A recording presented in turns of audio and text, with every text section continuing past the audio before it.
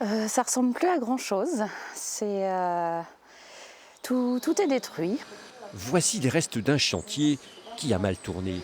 Il y a 10 mois, le syndicat des eaux du centre-ouest entreprend d'explorer ici le départ d'une rivière souterraine. Mais dès le premier jour des travaux, quand on a commencé à enlever des déblais ici, ça a déstabilisé les remblais qui étaient sous la maison. Et le mur a commencé à s'écrouler. Et donc on a remis ce tas de remblais de manière à caler le mur.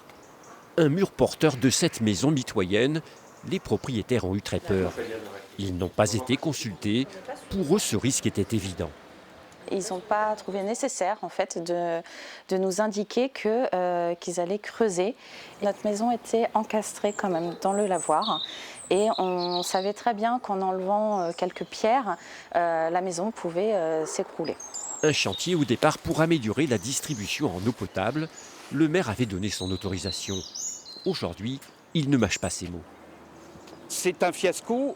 Je pense que tout le monde a eu peur. C'est pour ça que les travaux ont été de suite arrêtés et il y a eu des investigations avec un expert en assurance qui est venu tout de suite.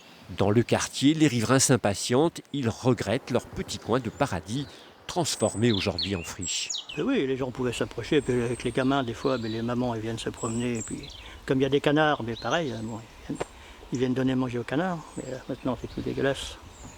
Et ils devront attendre encore un peu. Les travaux de réfection ne pourront pas démarrer avant la fin du printemps prochain en raison du niveau d'eau.